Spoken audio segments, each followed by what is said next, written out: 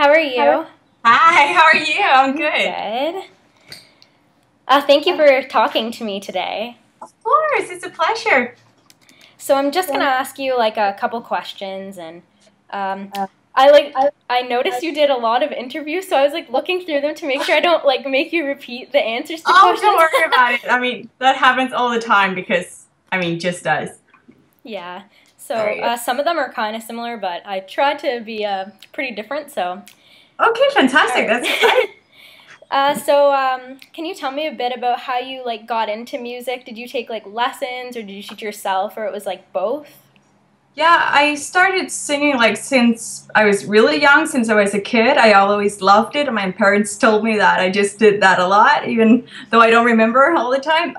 And when I was around 10, I started working at a girls' choir, actually earning some money there, which was pretty cool. And I went down to some musical theater, and I started in bands after that. And it just came very natural to me that it just made me happy, and I really wanted to do it. So it's just been, meant to be, I guess. Yeah. And how long have you and your group been together? I started writing with Mikkel, who plays live bass, in 2010, and the other guys joined us last year. Nice. And do all of you work together when you're writing your music? No, it's just Mikkel Okay. and I. So we've been like, we started just the two of us for, I think, a few years just to put everything together and kind of know what we wanted to do and what we wanted to sound like, and just took some time to explore all the things that we could do and how to develop, so we knew what we wanted to do together, and luckily we wanted to do the same thing, so that's so cool. All right. And tell me a bit about your new EP, the Save Me EP. How is it different from the other ones? Save Me is part two of like a trilogy of EPs that's all leading up to one full concept album. So the Scars EP, which came first, was like quite dark and dreary, I think. Whereas say the Save Me EP is more like a roller coaster. So you're on top of the world and then you're like down in the dumps. That's how I felt when writing that part. And we wanted to release in those like three parts. To display that person going through a stage from worse to better, and usually you hit, like, at least for me, like plateaus where then it's one thing, then it's another, and it kind of differs, and we wanted to display that. Yeah. And how long did it take you to get it all together? Oh, it's hard to say because we knew what we wanted to do from the start. So we knew what the songs were and how we wanted to build it up. But right now we're still working on the third EP, so it's not like we finished everything and then cut it up. We're still working on a third part. So we have like the grand concept, we knew what we wanted to do, but we still had to like fix the smaller parts. So we're still working on that final one, but it's getting really close. All right. And as far as your performances go, do you guys normally perform like a set list, or do you change it up, or do you play any covers or anything like that? We do play with a set list. We need to, because we have a lot of electronic elements and stuff like that in our music, so we kind of need to like put it up in the computer so it follows like a special, what do you call it? Yeah, like that. So, but we do like to change up our set list, but for one tour we'll be playing the same set list. At our UK tour this spring, we included a cover of Wish from Nine Inch Nails, which was really cool, like really hardcore, and everybody was moshing. It was like a lot of fun. So And I'm just gonna ask you a question about, like, if you remember your first performance, like the first time you ever performed, what has changed since that moment? I think the first time I performed was with Forever Still, or in general? With Forever Still, sorry. Yeah, okay. First time was a little weird because it was like we hadn't really had other than a few songs out, and first time out with a new group, and one of the guys was just a guitar player, friend of the drummer, who just like joined from, I think, New York or something. So it's like he just came out, hey, I'm gonna play some guitar. It's like kind of weird, and but it was a lot of fun. And I feel like people, even though like nobody knows your music when you just start out, but everybody seemed to like really take it in and enjoy it. So it's really nice to experience that, even though people didn't know it, they still like, they kind of felt it. And so that was good, even though it was a little like nerve-wracking with a whole new group and new songs and everything. Yeah. And I'm going in like a different direction. I watched I watched most of your videos, but the Scars video, I really liked that one, and I just want to know what your inspirations were behind that and where you filmed it and that kind of stuff.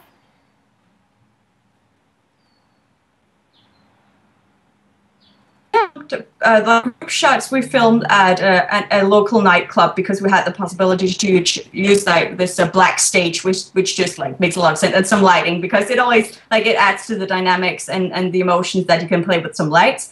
And the solo shots of me we shot in like an old flooded basement we found, which was really cool because it was like honestly pretty disgusting, but also like yeah, just dark and gritty, and that's the kind of thing we wanted for Scars. We wanted it because it has a lot of anxiety and a lot of pain and a lot of like being judged and hurt and trying to break free from that. So we wanted it to have like that kind of raw, emotional, dark and gritty vibe, and I think we accomplished that. All with the whole editing and color schemes and stuff like that, it just came very natural to me. I always have like a visual representation of our music in my head when I do our visuals, so that part just comes like natural, I guess. Okay.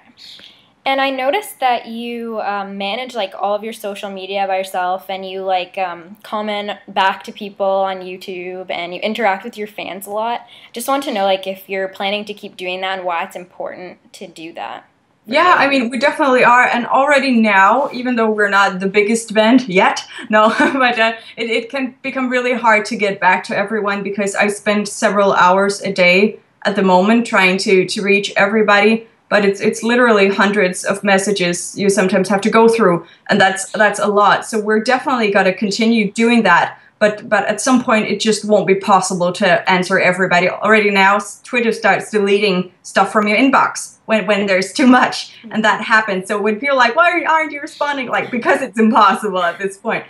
So we'll definitely keep doing it. I think it's so important to stay in touch with your fan base and talk to people because they're the ones listening to you. They're the ones who, if they say, okay, I hated that Scars video, but I loved the whatever video. Okay, you got to take that into account. So what didn't you like about it? You have, it was because, so you get a sense of what people like and what they want to see. And like, why don't you have this kind of stuff in your like web store or something? Oh, I never thought of that. So I feel it's so important to be able to communicate with people who like listen to your music and buys your stuff and helps you make a living. Yeah. And I actually have one more question. Yes. If you could give advice to bands that are starting up or musicians about like, I don't know, like how to start up, and what would you tell them? I would tell them that I would ask them to make sure they're all on the same page, because a lot of the times people want to do different things. So somebody wants to, like, they're ready to quit their day job, like, the next day to just make stuff happen. And the other one is like, okay, I like music, but it's more like a hobby. And you really need to be on the same page, because else you're going to, at some point, have people pulling in two different directions. And it's going to be really tough, because what are you going to do? So I think that's the most important thing, to be on the same track.